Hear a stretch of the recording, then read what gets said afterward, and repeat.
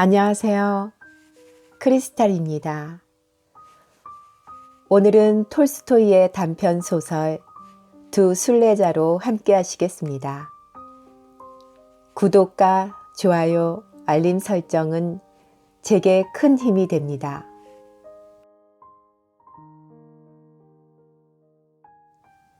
두 순례자 1. 두 노인은 오래전부터 예루살렘으로 성지 순례를 떠나기로 마음먹고 있었다. 한 사람은 에핌 타라시츠 쉐벨리프라고 하는 부유한 농부였고, 다른 한 사람은 엘리샤 보드로프라고 하는 노인이었다. 에핌은 성실한 농부로 생전 술 담배를 하지 않는 것은 물론이고 냄새조차도 맡지 않았다. 또한 욕 한 번 해본 적 없는 매사에 엄격하고 철저한 사람이었다. 그는 2번이나 잇따라 이장직을 맡으면서 한 푼의 착오도 없이 임기를 마쳤다. 그의 집은 2 아들에다 결혼한 손자까지 모두 함께 살고 있는 대가족이었다. 그는 정직하고 성실한 농부였다. 또한 70살이 되어서야 겨우 흰수염이 났을 정도로 무척 건강했다. 엘리샤는 부유하지도 그렇다고 가난하지도 않은 노인이었다. 예전에는 돌아다니면서 목수 일을 했지만 나이가 들어서는 집에서 꿀벌치는 일을 하고 있었다. 그의 큰아들은 돈벌이를 하러 나가고 둘째 아들은 집안일을 돌보고 있었다. 엘리샤는 마음 좋고 쾌활한 사람이었다. 술도 마시고 담배도 피우고 노래 부르는 것도 좋아했다. 그는 워낙 마음이 따뜻해 집안 식구들이나 이웃과도 사이가 좋았다. 아담한 키에 검고 곱슬곱슬한 수염을 길렀는데 머리는 구약성서에 나오는 그와 같은 이름을 가진 예언자 엘리샤처럼 대머리였다. 두 노인은 아주 오래전부터 함께 순례를 떠나자고 약속을 했지만 에핌의 일이 끊이질 않았기 때문에 항상 여유가 없었다. 겨우 한 가지 일을 처리하면 바로 다른 일이 생겼다. 이를테면 손자의 결혼식을 치르고 나면 그 다음은 막내 아들이 군대에서 제대해 돌아오는 시기였다. 이번에는 또 새 집을 지을 일이 생긴 것이다. 축제가 벌어진 어느 날 두 노인은 거리에서 우연히 마주쳤다. 그들은 통나무 위에 나란히 걸터 앉았다. 엘리샤가 먼저 말을 꺼냈다. 어떤가? 이젠 성지순례를 떠날 때가 되지 않았나? 그러자 에핌이 이마를 찌푸리며 말했다. 아니, 좀 더 기다려야 될 것 같아. 올해는 어째 운이 나빠서 말이야. 이번에 짓는 집은 100루블쯤 예상하고 있었는데 오늘까지 벌써 300루블도 더 들었어. 그래도 아직 끝날 기미가 안 보여. 아무래도 여름까지 갈 것 같아. 주님이 기회를 주신다면 올여름에는 틀림없이 떠날 수 있을 거야. 엘리샤가 다시 입을 열었다. 내 생각에는 말이야. 더 이상 미루다간 영영 못 떠날 것 같아. 마음을 단단히 다져먹고 지금 떠나야 돼. 봄이라 날씨도 딱 좋은데. 그렇지만 이미 시작한 일을 어떻게 팽개치고 갈 수 있나? 그럼 일 맡길 사람도 없단 말인가? 큰아들이 맡아서 하면 되겠구만. 뭐? 맡길 사람한테 맡겨야지. 큰아들 녀석은 술 때문에 전혀 도움이 안 된다고. 언젠가 우린 죽어. 우리가 없어도 아이들은 잘 살아가네. 걔들도 이젠 스스로 일할 수 있게 해야지. 그야 그렇지만 난 이것저것 내 눈으로 확인해야 하는 성미라서. 이보게 친구, 어떤 일이라도 완벽하게 해낼 수는 없네. 얼마 전만 해도 우리 집 여자들은 축제일이 다가온다고 온 집안을 정리하느라 한바탕 난리가 났었지. 그런데 어디 일이라는 게 말한 대로 척척 되는 건 아니잖나. 영리한 우리 큰며느리가 하는 말이 고맙게도 축제날은 우리를 기다려주지 않고 점점 빨리 다가오네요. 일이란 해도 해도 끝이 없으니까요. 하더군. 에핌은 골똘히 생각했다. 난 집 짓는 일로 너무 많은 돈을 써버렸어. 빈손으로 떠날 수는 없잖아. 적어도 100루블쯤은 있어야 할 텐데. 엘리샤는 웃으며 말했다. 그러지 말게, 친구. 자네는 나보다 10배나 많이 벌면서 돈 걱정을 하는군. 그런 걱정일랑 그만하고 언제 떠날지나 생각해보게. 나야말로 돈 한 푼 없지만 어떻게든 되겠지. 에핌이 웃으며 말했다. 우와, 자네 엄청난 부자인가 보네. 도대체 어디서 그런 돈을 마련할 건가? 집안에 있는 돈을 모두 긁어 모아야지. 그걸로 부족하면 꿀벌통을 한 10개쯤 팔지 뭐. 오래전부터 옆집에서 사고 싶어 했거든. 반 꿀벌통에서 꿀이 많이 나오면 아마 판 걸 후회할걸? 후회한다고? 그런 일은 없네, 친구. 이 세상에서 죄 짓는 일 말고 후회할 일은 하나도 없어. 영혼보다 소중한 것이 어디 있겠나? 그야 그렇지. 하지만 우리 집 식구들이 잘 해낼지 여전히 걱정이 돼. 무엇보다 영혼이 편해야 해. 그러니까 일단 약속한 대로 떠나자고. 일단 떠나고 보는 거야. 2. 이렇게 해서 엘리샤는 마침내 친구를 설득했다. 에핌은 밤새 고민한 끝에 날이 밝는 대로 엘리샤를 찾아갔다. 자네 말이 맞아. 사는 것도 죽는 것도 다 하느님 뜻이야. 살아서 건강할 때 떠나지 않으면 언제 가겠는가. 하고 에핌은 말했다. 두 노인은 일주일 동안 떠날 채비를 했다. 에핌은 저축한 돈이 꽤 있었다. 그는 여비로 100루블을 챙기고 나머지 200루블은 아내에게 맡겼다. 엘리샤도 떠날 채비를 마쳤다. 그리고 있는 꿀벌통 중 10통을 옆집 사람에게 팔았다. 10통의 꿀벌통에서 나오는 벌들도 함께 주기로 약속했다. 그래서 그는 겨우 70루블을 손에 넣었다. 그리고 부족한 30루블은 식구들에게서 긁어모았다. 아내는 장례를 치를 비용으로 모아둔 것을 내놓았고 며느리도 숨겨두었던 비상금을 선뜻 내놓았다. 에핌은 모든 일을 큰아들에게 맡겼다. 풀은 어디에 얼마만큼 베어야 하는지, 비료는 어디로 옮겨야 하며 새집의 마무리는 어떻게 해야 하는지, 지붕은 어떻게 올려야 하는지까지 빠짐없이 지시했다. 그러나 엘리샤는 그저 아내에게 팔아버린 꿀벌통에서 나온 벌은 따로 잘 키워서 틀림없이 옆집 사람에게 건네줘야 한다는 말만 할 뿐 집안일에 대해선 이렇다 할 지시를 내리지 않았다. 일을 어떻게 해야 하는지는 그 일을 맡으면 저절로 알게 될 것이며 각자 자신이 주인이니 자기가 할 일은 자기가 하면 된다는 뜻이었다. 두 노인은 떠날 준비를 끝냈다. 식구들은 튀김 과자를 만들고 자루도 준비하고 새 각반과 도중에 갈아 신을 나막신까지 빠짐없이 준비했다. 마침내 두 노인은 여행길에 올랐다. 식구들은 동구 밖까지 나와 그들을 배웅해 주었다. 엘리샤는 마음이 홀가분했다.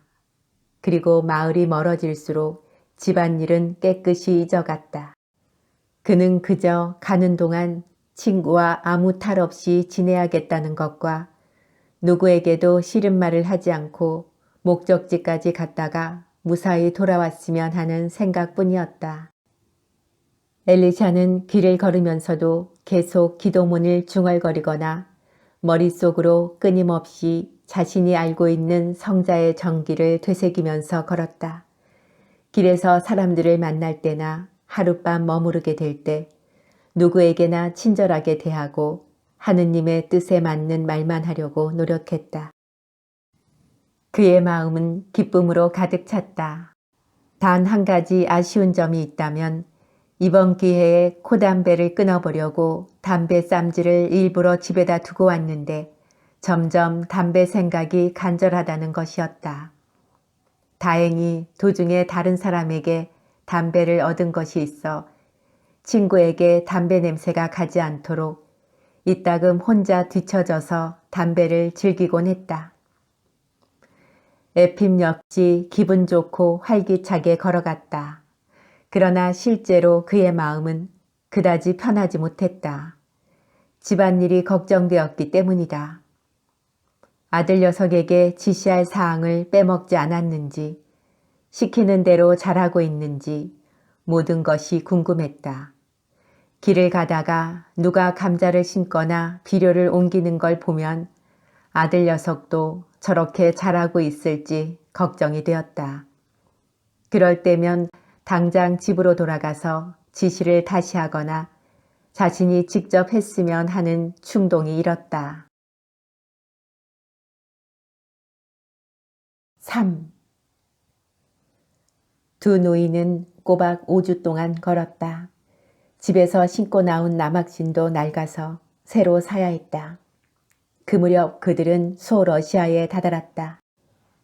집을 떠난 이후로 두 사람은 잠을 자거나 식사를 할 때 일일이 돈을 내야 했는데 소러시아에 들어오자 모두들 앞다투어 두 노인을 자신의 집에 초대했다. 먹여주고 잠자리까지 제공해주고도 돈을 받지 않았고 게다가 도중에 먹을 도시락으로 빵과 과자를 자루에 넣어주기까지 했다. 그리하여 두 노인은 별다른 어려움 없이 700페르스타의 길을 걸어 또 다른 마을을 지나 흉작이 든 지방에 이르게 되었다. 그런데 그곳 사람들은 잠은 재워주었지만 먹을 것을 주지는 않았다. 빵 한 조각도 안 주는 곳이 있는가 하면 어느 곳은 돈을 주고도 구할 수 없었다. 마을 사람들의 말에 의하면 지난해에 심한 흉년이 들었다고 했다. 부자들도 먹을 것을 구하느라 가진 물건들을 다 팔았고 중류층 사람들은 무일푼이 되고 말았다. 가난한 사람들은 다른 곳으로 떠나거나 구걸을 하러 다니며 근근히 하루하루를 연명하고 있는 형편이었다. 겨울 동안에는 옥수수 껍질과 명아주만으로 끼니를 때웠다고 했다. 어느 날 두 노인은 작은 마을에 들러 약간의 빵을 사고 하룻밤을 묵은 다음 더워지기 전에 조금이라도 빨리 가려고 날이 밝기 전에 길을 나섰다. 10페르스타쯤 걸어가자 작은 개울이 보였다. 그들은 잠시 그곳에 앉아 그릇에 물을 떠놓고 빵을 꺼내 먹으면서 남학신을 갈아 신었다. 그러던 참에 엘리샤는 담배 쌈지를 꺼냈다. 에핌은 고개를 저으며 말했다. 어째서 그렇게 안 좋은 것을 아직도 끊지 못하는가? 엘리사는 어쩔 수 없다는 듯이 손을 저으며 말했다. 나쁜 건 알아. 하지만 도저히 어쩔 수가 없구만. 두 사람은 일어나 다시 걷기 시작했다. 또 10페르스타쯤 가자 큰 마을이 나타났지만 그곳은 그냥 지나쳤다. 점점 더워졌다.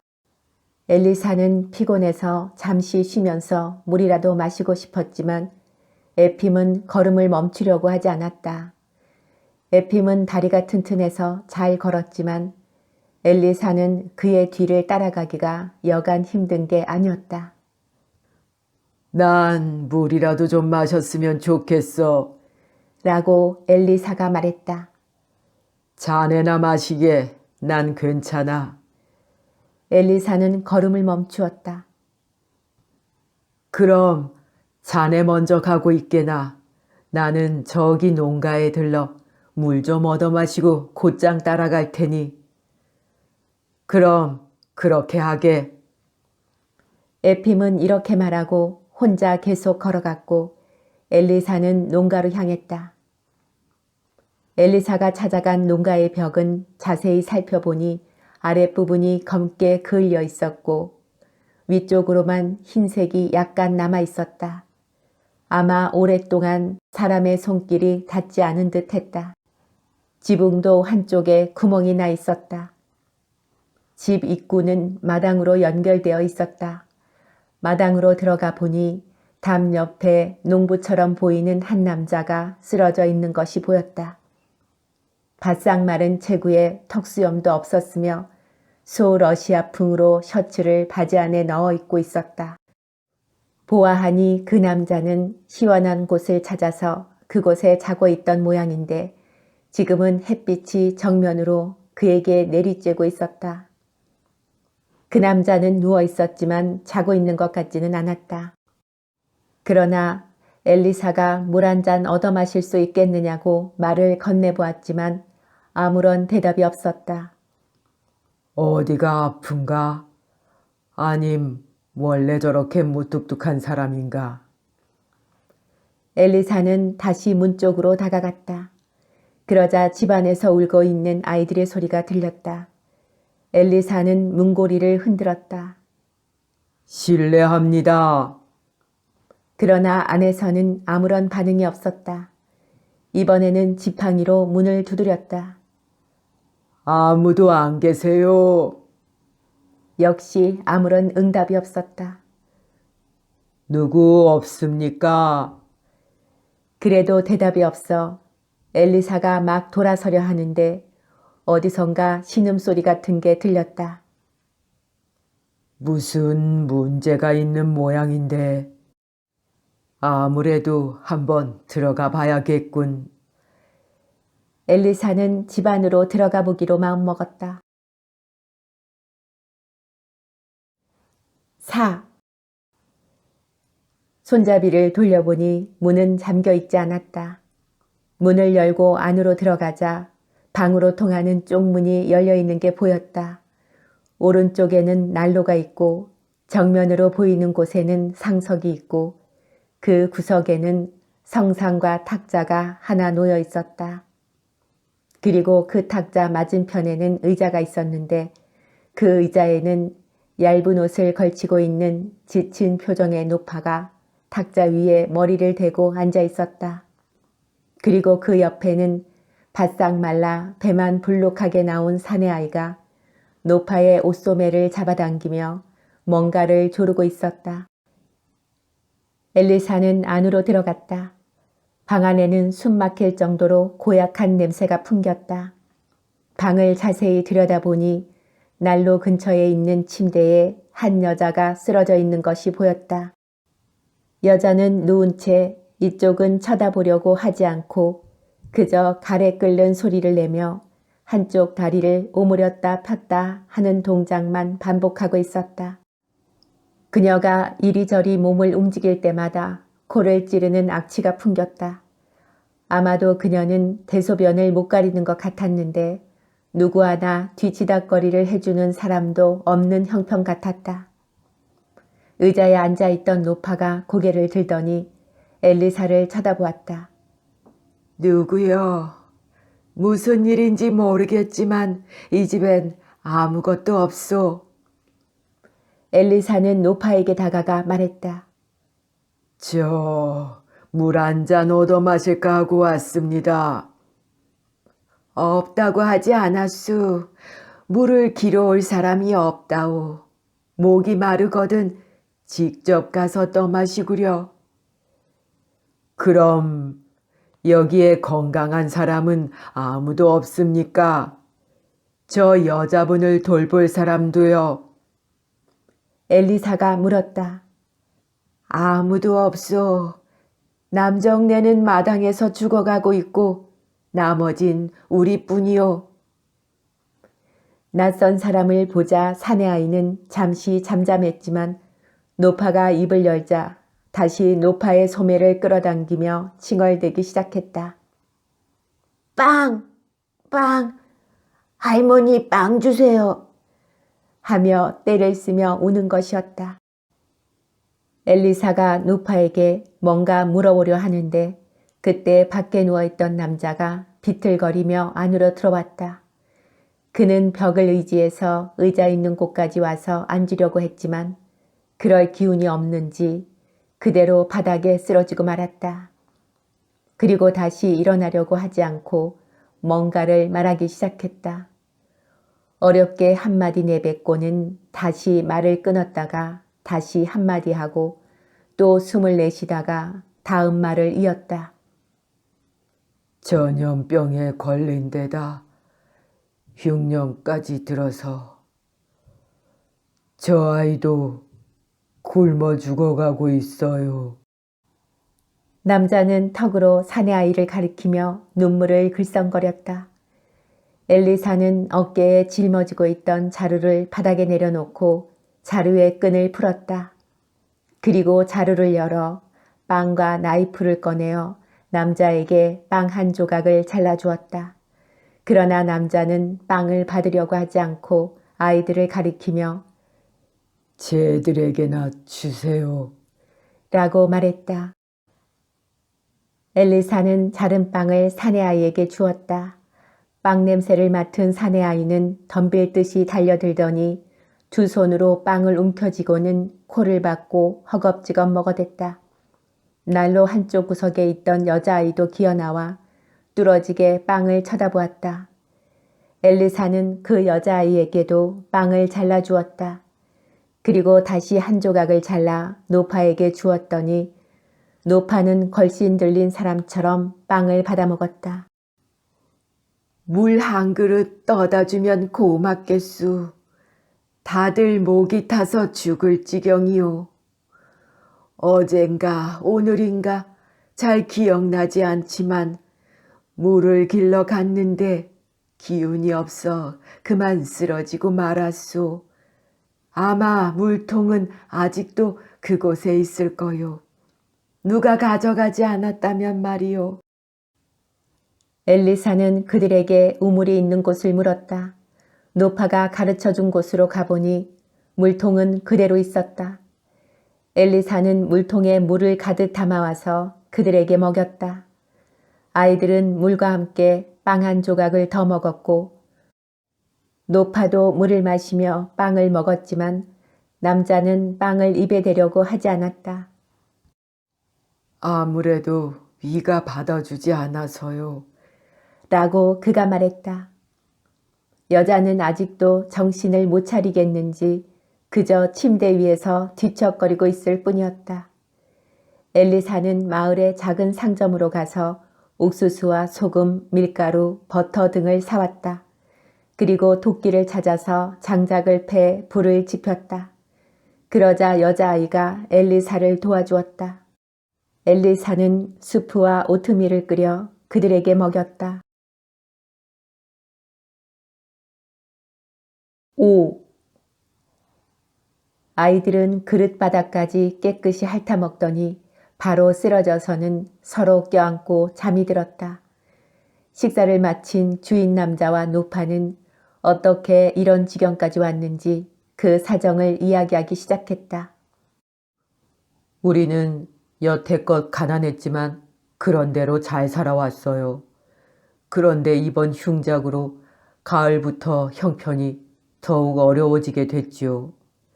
남은 식량이 다 바닥나자 이웃 사람들이나 정 많은 사람들의 신세를 지게 되었죠. 그 사람들도 처음에는 다들 도와주었는데 지금은 그럴 수가 없게 되었어요. 하긴 도와주고 싶어도 그들도 먹고 살기 힘든 건 마찬가지였어요. 게다가 더 이상 부탁하는 게 여간 민망한 노릇이 아니더라고요. 이곳저곳을 다니면서 돈이며 밀가루, 빵까지 구웠거든요. 주인 남자는 계속 말을 이었다. 그래서 저는 일자리를 찾아보았지만 어디 마땅한 일자리가 있어야지요. 어디를 가도 먹을 것을 구하려고 일을 찾는 사람들 뿐이었죠. 하루 겨우 일하고 나면 그 다음 이틀은 또 일을 찾아 헤매고 다녔지요. 그래서 이번에는 늙은 어머니와 딸아이가 멀리까지 동량을 다녔지만 상황은 마찬가지였어요. 어느 집 할 것 없이 자기네 먹을 빵도 없는 처지였으니까요. 그래도 굶어 죽지 않을 정도로 근근히 견뎌왔어요. 다음 수학 때까지만 잘 견뎌보자고 했죠. 그런데 봄이 되자 상황은 더욱 나빠져 빵 한 조각을 얻을 수 없었고 게다가 전염병까지 돌기 시작해서 정말 어떻게 할 도리가 없었어요. 겨우 하루 먹었나 싶으면 그 다음 이틀은 굶을 수밖에 없었죠. 결국엔 풀까지 뜯어먹게 되었는데 그 때문인지 아이들 엄마가 아프기 시작하더군요. 아내는 알아누웠고 나도 이젠 힘이 다 빠졌어요. 앞으로 어떻게 살아가야 할지 그저 막막할 뿐입니다. 주인 남자의 말이 끝나자 노파가 말을 했다. 애들과 먹고 살려고 안간힘을 써봤지만 어딜 가나 먹을 거라곤 씨가 마른 형편이니 이젠 나도 지쳐버렸다우. 손녀딸은 몸이 약한 데다가 겁까지 먹었는지 가까운 곳으로 심부름만 시켜도 도무지 가려고 하지를 않아요. 저렇게 한쪽 구석에 쪼그리고 앉아 움직이려고 하질 않아요. 어제는 이웃집 아주머니가 찾아왔었는데 우리가 이렇게 병들어 있는 걸 보고는 놀라서 그냥 나가버리더라고요. 하긴 그 여자네 집도 남편이 도망가 버려서 혼자 아이들 키우느라 힘든 형편이거든요. 그래서 우리는 이렇게 누워서 죽을 날만 기다리고 있답니다. 그들의 이야기를 듣고 난 엘리사는 친구를 따라가야 한다는 생각을 접고 그 집에 머물렀다. 다음 날 아침 자리에서 일어나자 엘리사는 자신이 이 집 주인이라도 된 것처럼 집안일을 돌보기 시작했다. 우선 노파와 함께 빵을 만들 밀가루를 반죽하고 난로에 불을 지폈다. 또 여자아이와 함께 집 근처를 다니며 쓸만한 물건이 있는지 찾아보았다. 하지만 이곳저곳을 다녀봐도 쓸만한 물건이라곤 눈 씻고 찾아봐도 없었다. 쓸만한 물건은 모두 먹을 것과 바꿔버린 것이다. 농사 짓는 데 필요한 연장도 없을 뿐더러 몸에 걸칠 만한 변변한 옷 한 벌도 없었다. 그래서 엘리사는 꼭 필요한 물건들만이라도 장만해야겠다고 생각했다. 자신이 직접 만들 수 있는 것은 만들고 그럴 수 없는 것은 밖에 나가 사오기도 했다. 엘리사는 그곳에서 사흘을 지냈다. 사내 아이도 점점 기력이 좋아져서 가게로 심부름을 다니며 엘리사를 거들었다. 여자아이도 많이 건강해져서 할아버지, 할아버지 하면서 엘리사의 뒤를 쫓아다니며 무슨 일이든 잘 도왔다. 노파도 자리를 털고 일어나서 이웃집으로 돌아다닐 수 있게 되었고 주인 남자도 벽에 기대어 조금씩 걸을 수 있게 되었다. 유독 그의 아내만 계속 누워 있었는데 사흘째 되는 날은 정신이 조금 들었는지 먹을 것을 찾았다. 엘리사는 생각했다. 이제 그만 떠날 때가 되었군. 여기에 이렇게 오래 머물게 되리라고는 생각지도 못했는데. 6. 나흘째 되는 날은 축제 전날이었다. 엘리사는 그 집 식구들과 전야제를 보내고 작은 선물이라도 사준 다음 저녁 때쯤 떠나기로 마음먹고 있었다. 엘리사는 마을로 내려가 우유와 밀가루, 기름 등을 사와 노파와 함께 음식을 장만했다. 다음 날 아침에는 예배에 참석하고 집으로 돌아와서는 식구들과 함께 준비한 음식을 먹었다. 누워만 있던 주인 여자도 자리를 털고 일어나 비틀거리면서 집안을 돌아다니기 시작했다. 주인 남자는 오랜만에 수염을 깎고 노파가 빨아준 깨끗한 셔츠로 갈아입은 다음 마을에 사는 부잣집 주인을 찾아갔다. 그 부잣집 주인에게 저당 잡힌 목초지와 경작지를 다음 수학 때까지만 빌려달라고 부탁하러 간 것이다. 그러나 저녁 무렵 어두운 표정으로 돌아온 주인 남자는 엘리사를 보자 울음을 터뜨렸다. 인정사정 없는 부잣집 주인은 돈을 가져오기 전에는 어림도 없다며 딱 잘라 거절하더라는 것이었다. 엘리사는 생각에 잠겼다. 앞으로 이 사람들은 어떻게 살아가야 하지? 남들은 모두 풀을 베러 다니는데 이들은 멍하니 하늘만 쳐다보게 생겼네. 곧 보리가 익어 추수를 할 텐데. 게다가 올해는 풍년인데 이 사람들에게는 아무런 기쁨이 없겠구만. 그나마 가지고 있던 땅도 모두 팔아버리고 말았으니 만일 내가 이대로 떠나버린다면 이들은 전처럼 힘든 생활을 하겠구만. 엘리사는 이런저런 생각으로 갈등하며 그날 밤도 떠나지 못하고 결국 다음 날 아침에 떠나기로 일정을 늦췄다.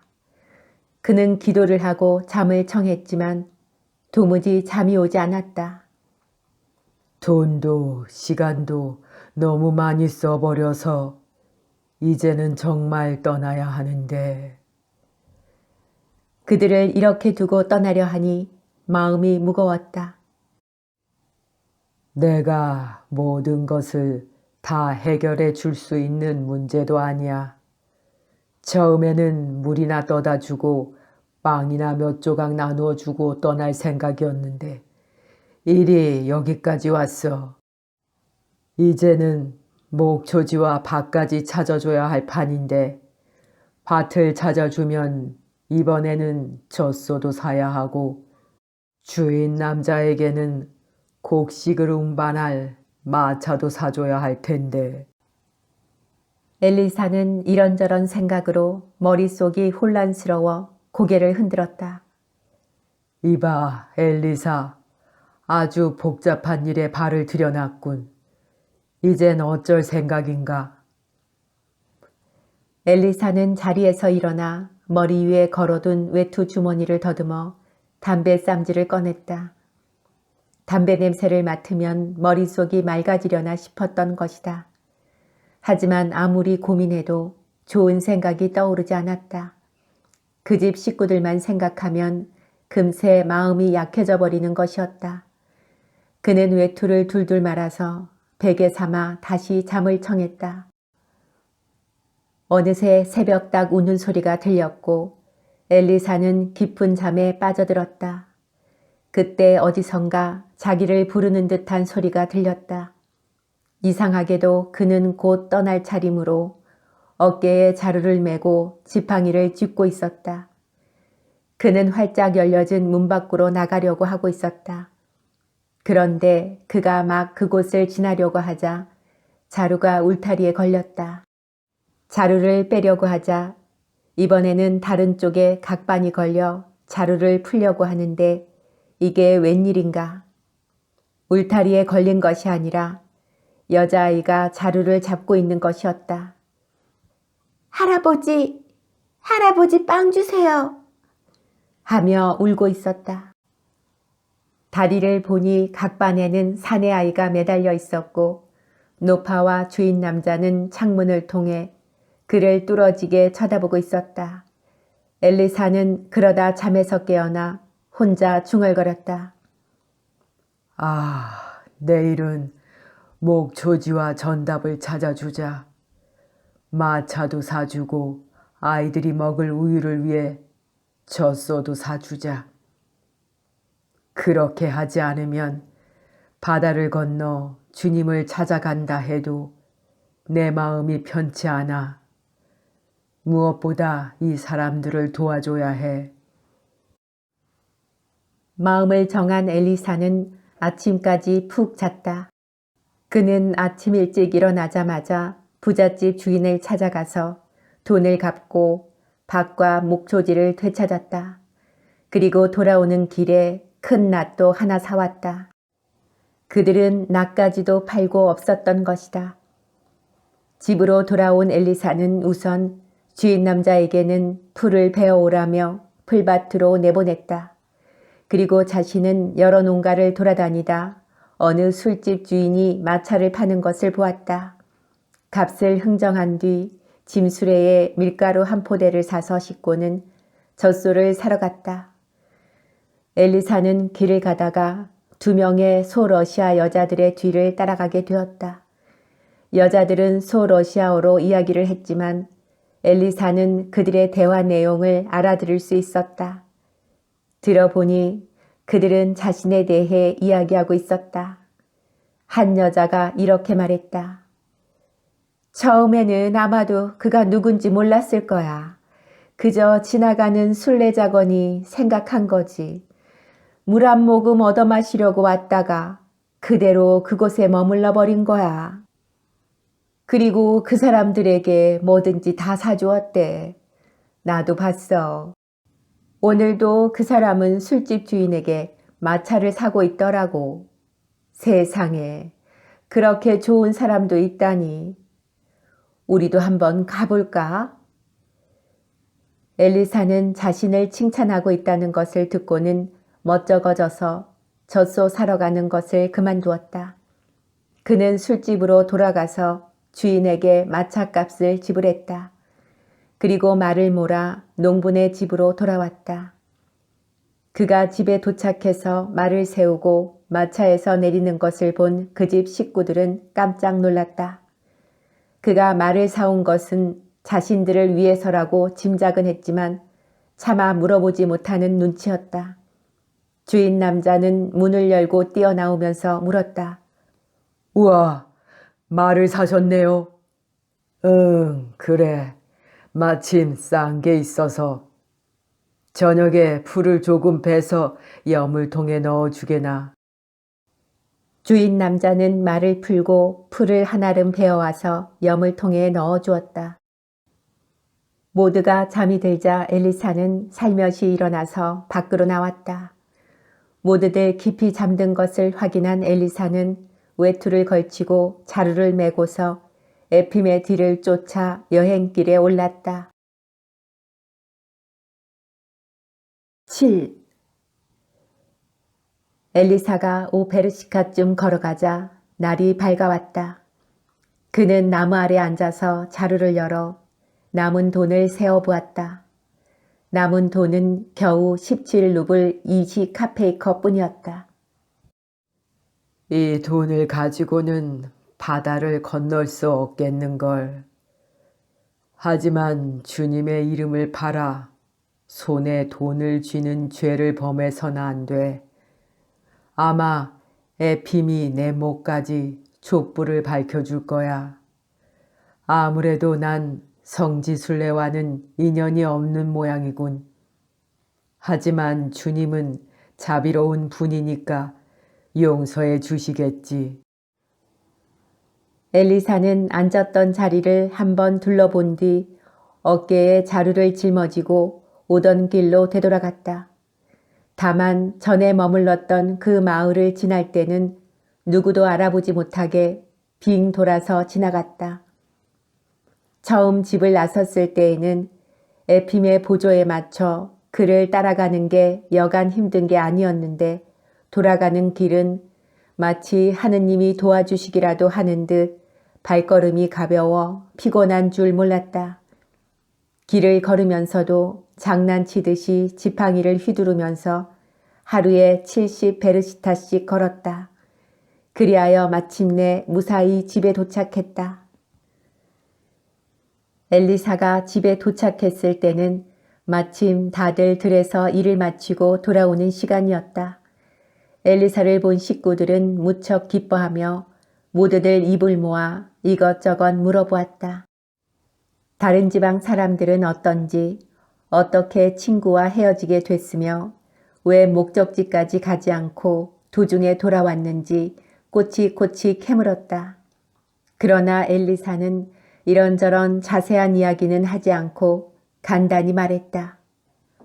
하느님이 인도해 주시지 않아서 도중에 돈을 잃어버렸는데 어떻게 하다 보니 에핌도 놓치고 말았지 뭐야. 어쨌든 다 내 탓이니 너무 뭐라고들 하지 말고 이해해 줘. 엘리사는 남은 돈 전부를 아내에게 건네주고는 집안일에 대해 이것저것 물어보았다. 들어보니 모든 일이 다 잘 돌아가고 있었다. 식구들은 그가 없는 동안에도 일을 소홀히 하지 않고 사이좋게 지내고 있었다. 그날 에핌네 가족들도 엘리사가 돌아온 것을 듣고 자기 아버지 소식을 물으러 엘리사의 집으로 찾아왔다. 엘리사가 말했다. 걱정들 마라. 너희 아버지는 무사히 잘 갔단다. 나하고는 베드로 축제가 열리기 사흘 전에 헤어졌지. 곧 뒤쫓아가려 했지만 이상하게 일이 꼬이는 바람에 못 쫓아갔단다. 게다가 돈까지 잃어버려서 그냥 돌아와 버렸지. 이 말을 들은 사람들은 모두들 믿어지지 않는다는 표정이었다. 그렇게 현명한 사람이 목적지에는 가지도 못하고 돈까지 잃어버리고 돌아왔다고 하니 다들 고개를 갸우뚱거렸다. 그러나 그 일은 차차 잊혀져 갔다. 엘리사 자신도 모두 잊어버리고 예전처럼 다시 집안일을 하기 시작했다. 아들과 함께 겨울에 쓸 땔감을 준비하거나 여자들을 도와 함께 밀을 빻는 일도 했다. 창고의 지붕도 새로 고치고 양봉일도 거들고 꿀벌과 함께 10통의 꿀벌통을 옆집에 건네는 일도 잊지 않았다.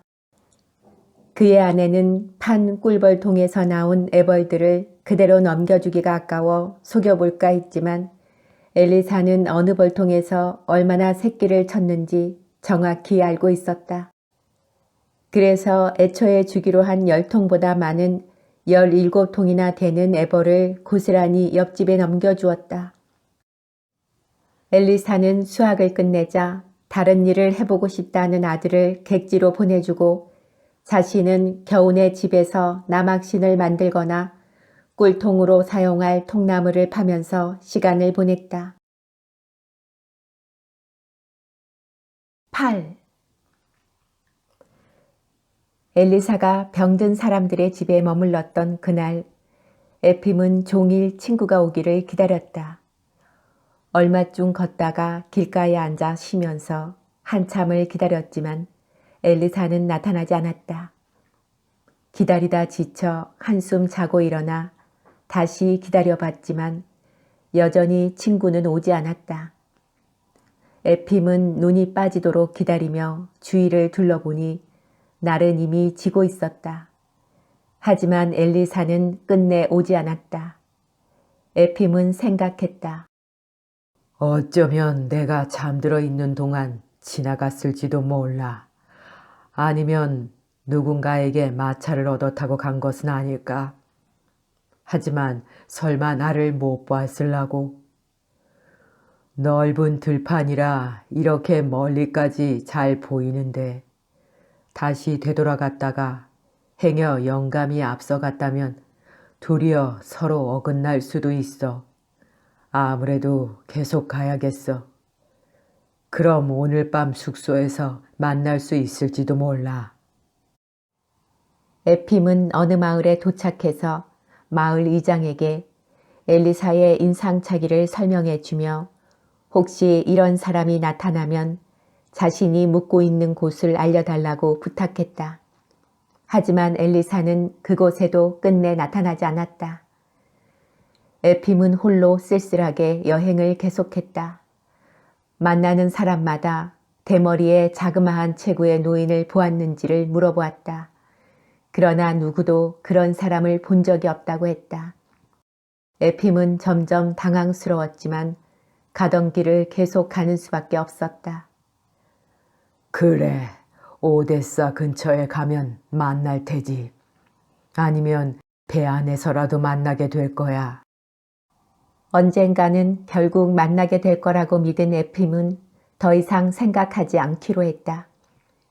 길을 가는 도중에 그는 한 순례자를 만났다. 그 순례자는 평범한 승복을 입고 긴 머리에 두건을 쓰고 있었다. 그는 아테네 가본 적이 있으며 예루살렘은 이번이 두 번째 길이라고 했다. 그들은 숙소에서 만나 잠시 이야기를 나눈 끝에 동행을 하게 되었다. 그들은 무사히 오데사에 도착했다. 그곳에서 꼬박 사흘 동안이나 배를 기다렸다. 그곳에는 많은 순례자들이 배를 기다리고 있었다. 에핌은 그곳에 모인 사람들에게도 엘리사에 대해 물어보았지만 그를 봤다는 사람은 아무도 없었다. 동행하는 순례자가 에핌에게 무임으로 승선하는 방법을 가르쳐 주었지만 에핌은 나는 돈을 내는 것이 더 편하오. 하고 말했다. 에핌은 왕복 뱃삭스로 40루블을 지불한 뒤 도중에 먹을 빵과 청어를 샀다. 드디어 배는 모든 짐을 싣고 순례자들도 모두 배에 올라탔다. 에핌도 동행하는 순례자와 함께 배에 올랐다. 이윽고 배는 밧줄을 풀고 닻을 올렸다. 그리고 해안을 벗어나 서서히 드넓은 바다로 향했다.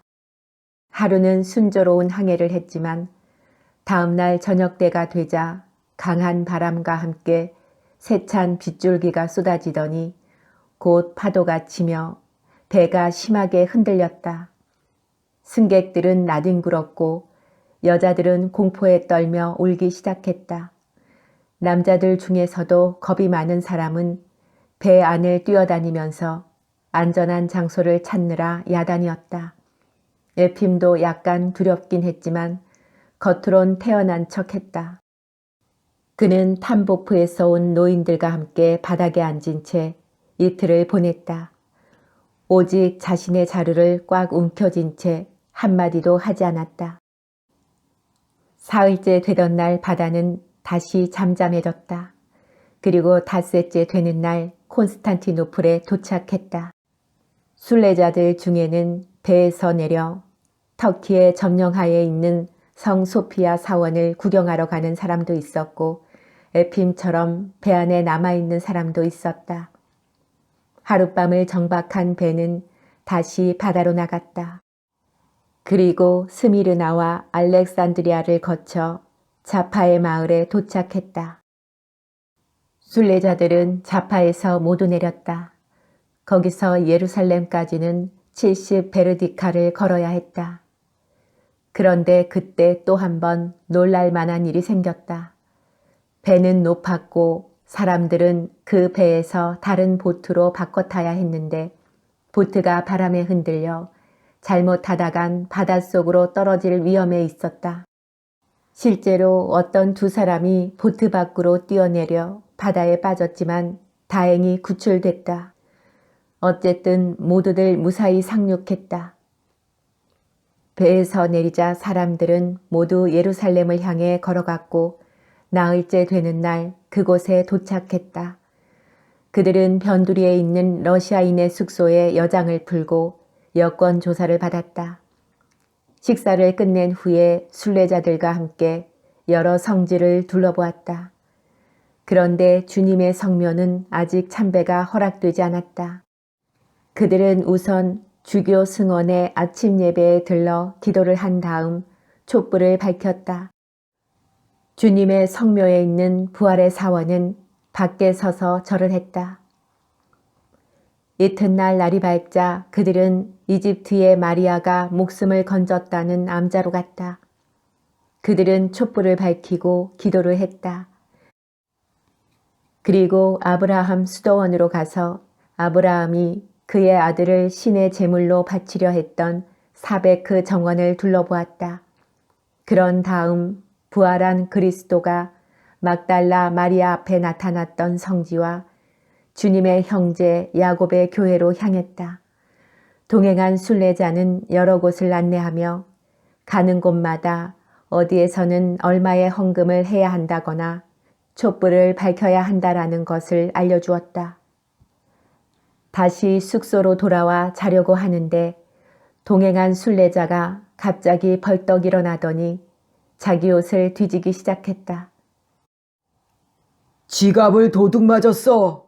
23루블이나 들어있었는데 10루블짜리 지폐 2장과 잔돈 3루블. 순례자는 계속 되풀이해서 외쳤지만 어쩔 수 없는 일이었다. 그들은 곧 잠자리에 들었다. 9. 에핌은 잠을 자려고 자리에 누웠지만 이상한 생각이 들었다. 저 친구는 돈을 잃어버렸을 리가 없어. 돈은 애초에 가지고 있지도 않았어. 어딜 가도 돈을 낸 적이 한 번도 없었어. 항상 나한테만 헌금을 내라고 했지. 자기는 한 푼도 안 썼어. 게다가 나한테 1루블까지 빌려갔는데. 에핌은 이런 생각을 하다가 바로 자신을 꾸짖었다. 내가 왜 남을 의심하지? 남을 의심하는 건 죄를 짓는 일이야. 더 이상 쓸데없는 생각은 하지 말자. 하지만 겨우 잊을만 하면 그 순례자가 돈에 눈독을 들이던 일과 지갑을 도둑 맞았다고 요란스럽게 호들갑 떠는 모습이 자꾸만 떠올랐다. 저 사람은 돈을 가지고 있지 않았던 게 분명해. 지어낸 얘기가 틀림없어. 다음 날 아침 사람들과 함께 부활 대사원에서 하는 새벽 미사에 참석했다. 그곳은 그리스도의 묘지가 있는 곳이었다. 순례자는 줄곧 에핌의 곁을 떠나지 않고 어디든지 그와 함께 다녔다. 이윽고 사원에 도착했다. 많은 순례자들이 모여 있었는데 러시아인 뿐만 아니라 그리스인, 아르메니아인, 터키인, 시리아인 등 여러 나라 사람들이 있었다. 에핌은 다른 나라 사람들과 함께 안으로 들어갔다. 신부의 안내를 받고 들어간 곳은 터키인의 초소를 지나 그리스도의 시신을 십자가에서 내려 성류를 바른 곳이었다. 그곳에는 9개의 큰 촛불이 켜져 있었다. 신부는 하나하나 친절하게 설명해 주었다. 에핌은 그곳에서도 촛불을 바쳤다. 다시 신부의 안내를 받으며 오른쪽 계단으로 올라가 보니 십자가가 세워졌던 골고다가 있었다. 에핌은 그곳에서도 기도를 올렸다. 그리고 땅이 지옥까지 갈라진 곳과 그리스도가 십자가에 못 박힌 장소도 가보았다. 또 그리스도의 피가 아담의 뼈를 적셨다고 하는 아담의 관도 돌아보았다.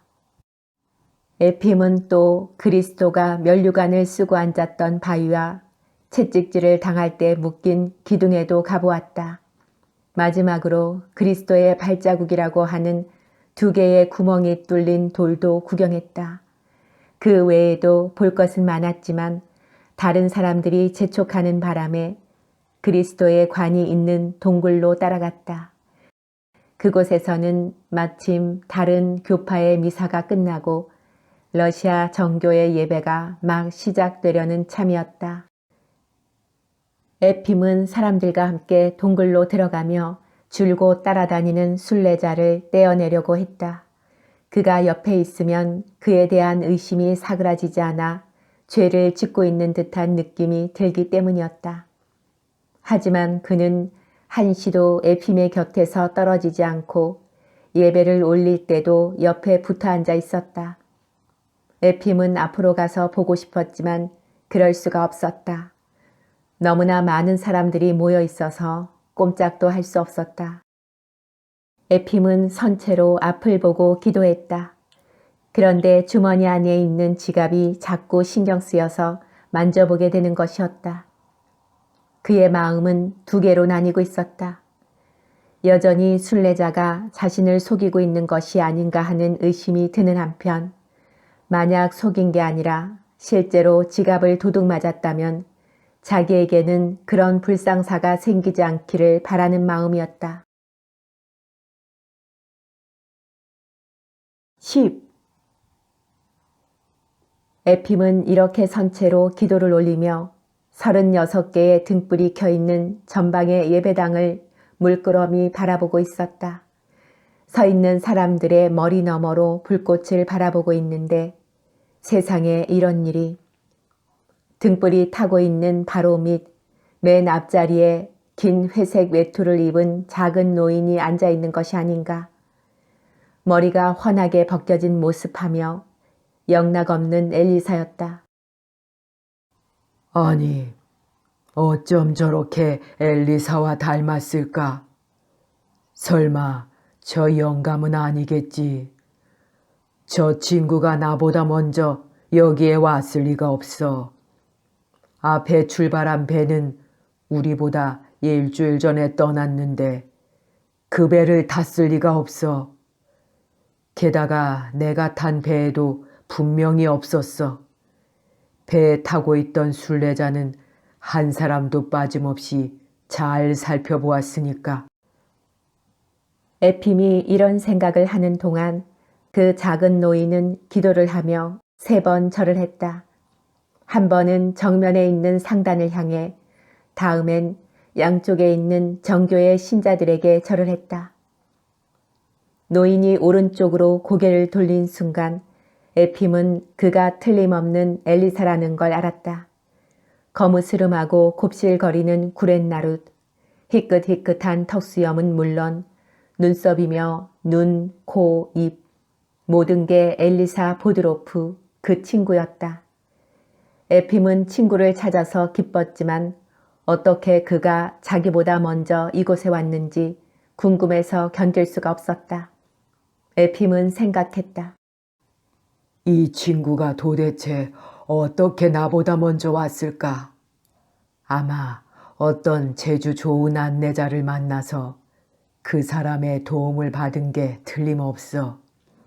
이곳을 나갈 때 어떻게든 저 친구를 만나 이 순례자를 따돌리고 함께 가는 거야. 그러면 나도 앞자리로 갈 수 있을지 몰라. 에핌은 혹시라도 엘리사를 놓칠까 싶어 줄곧 그쪽을 신경 썼다.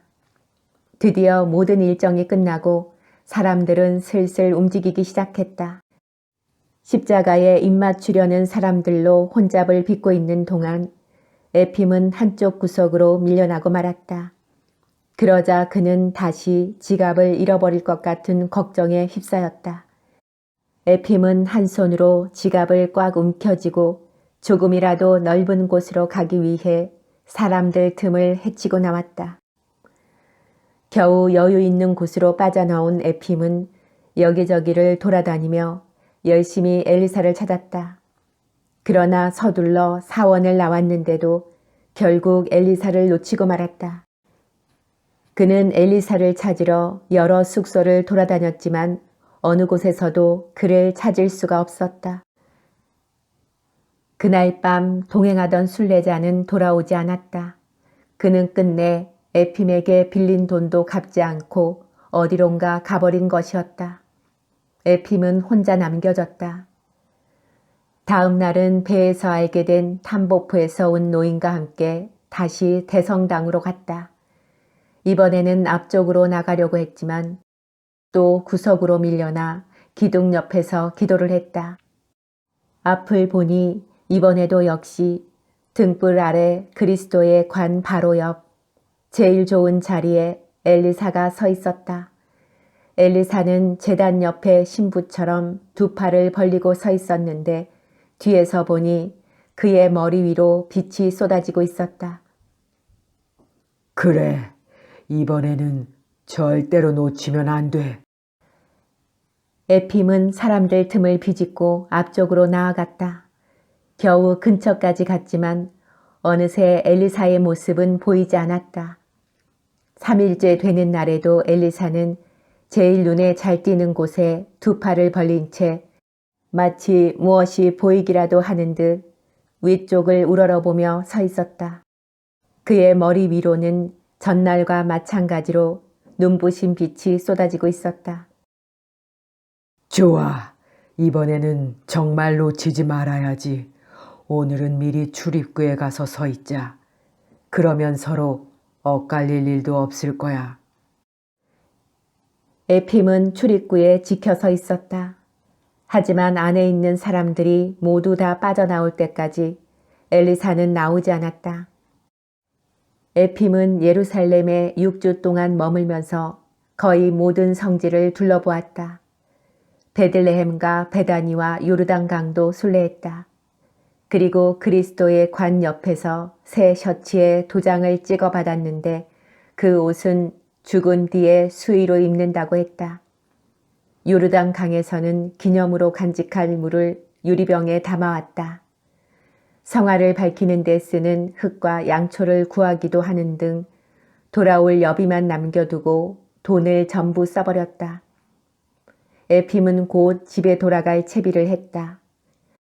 걸어서 자파에 도착해 배를 타고 오데사까지 간 에핌은 줄곧 집을 향해서 걸었다.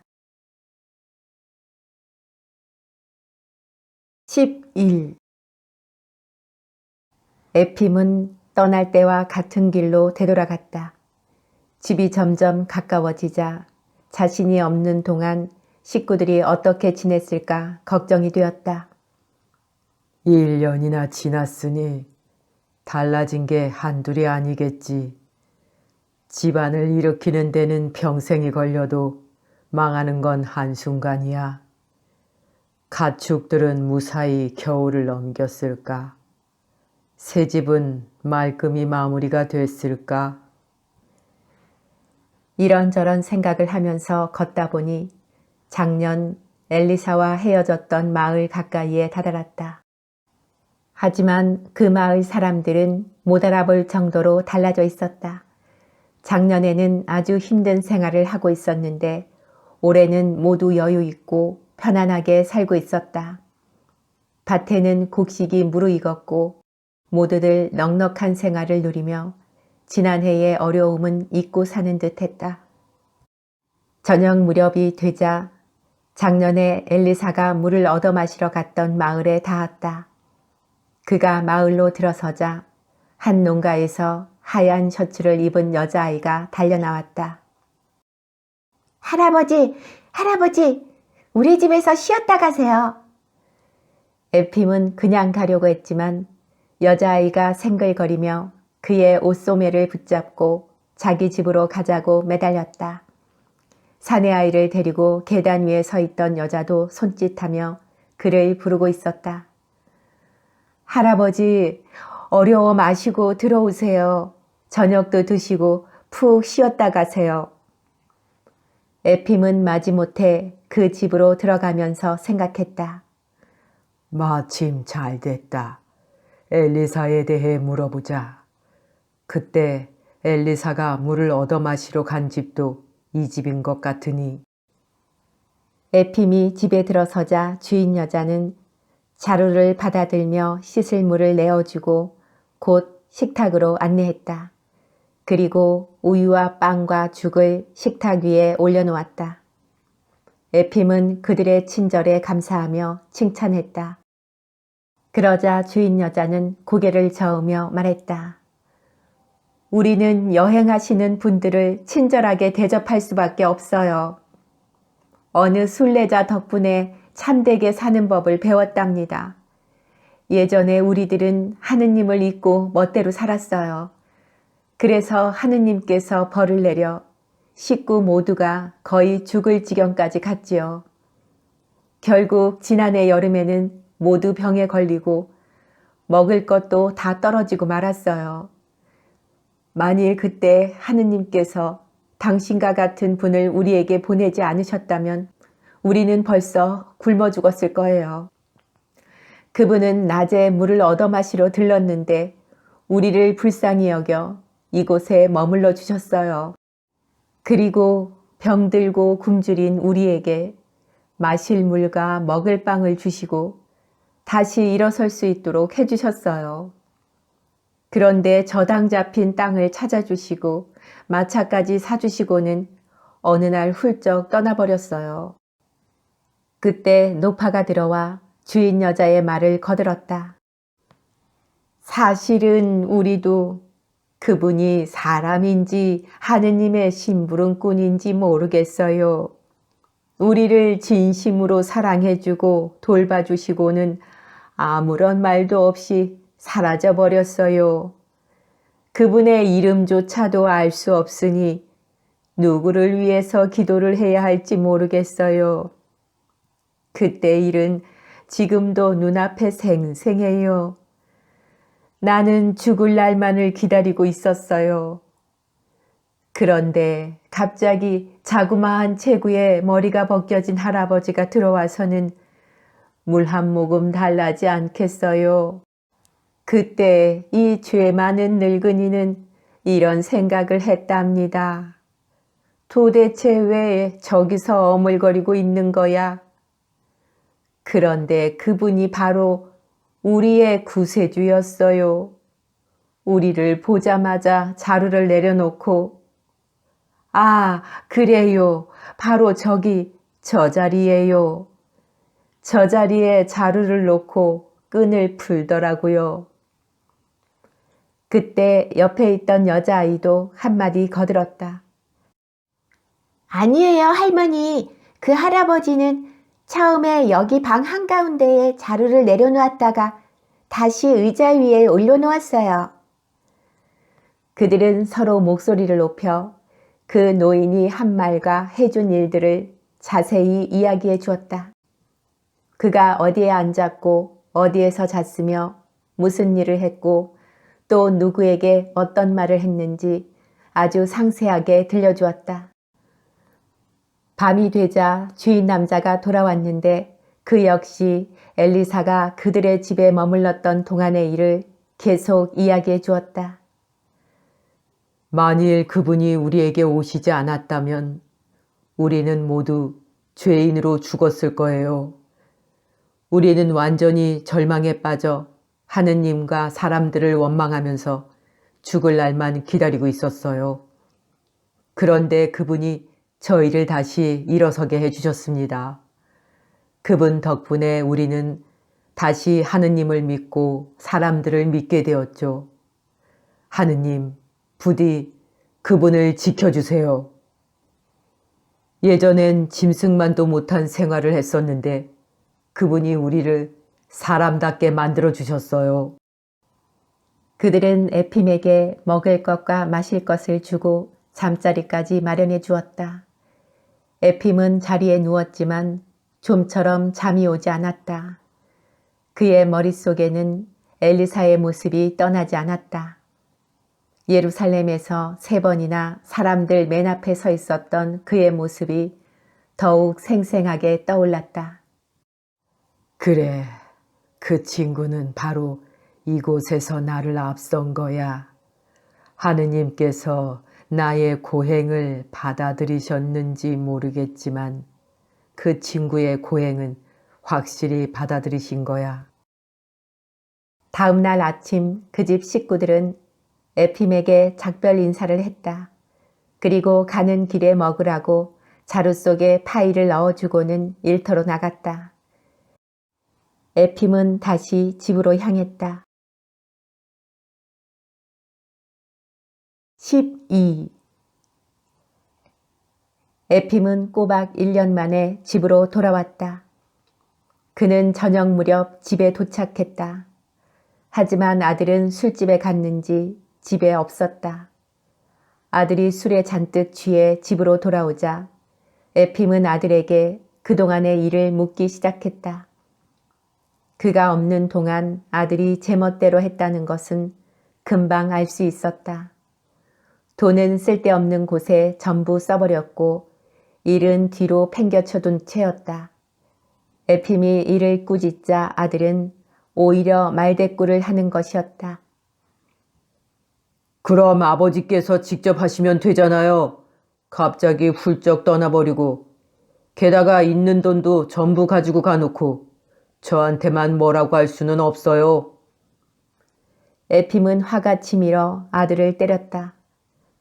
다음 날 아침 에핌은 이장에게 아들의 일을 의논하러 가는 길에 엘리사의 집 앞을 지나게 되었다. 그때 마침 엘리사의 아내가 계단 위에 서서 에핌에게 인사를 했다. 안녕하세요, 영감님. 무사히 돌아오셨군요. 에핌은 걸음을 멈추고 말했다. 걱정해 주신 덕분에 잘 돌아왔습니다. 가는 도중에 엘리사와 헤어지게 됐는데 듣자 하니 저보다 먼저 돌아왔다면서요. 그러자 수다스러운 엘리사의 아내는 마구 이야기를 늘어놓았다. 벌써 오래전에 돌아왔어요. 성모 승천제가 지나자 곧 돌아온걸요. 하느님께서 무사히 돌아올 수 있도록 보살펴 주신 덕분이죠. 그래서 온 식구가 기뻐했답니다. 이제 나이가 나이라 힘든 일은 못하지만 집안의 가장이니 모두들 그 일을 의지하고 있답니다. 아들 녀석도 얼마나 기뻐했는지 저 사람이 없으니까 눈빛까지 꺼져 있는 것 같았어요.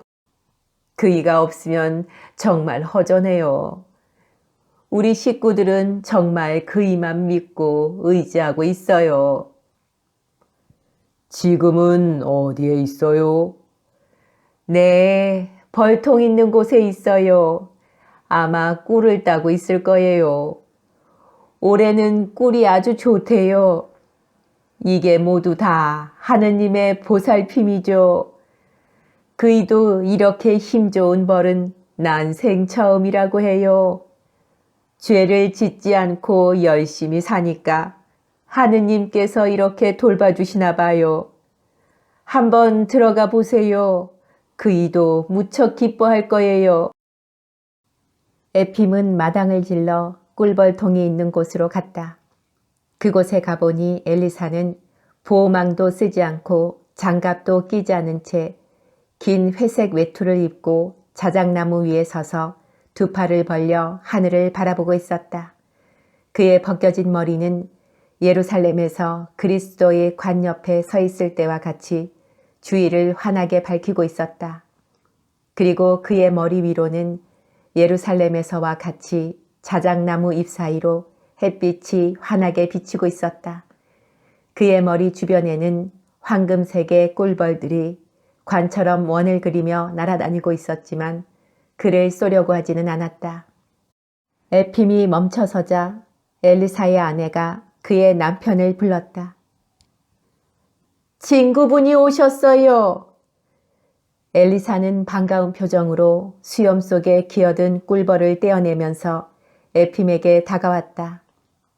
잘 다녀왔나, 친구? 무사히 돌아왔군. 갔다 오긴 했지. 자네에게 주려고 요르단강의 물을 가지고 왔어. 언제든지 들러서 가져가게나.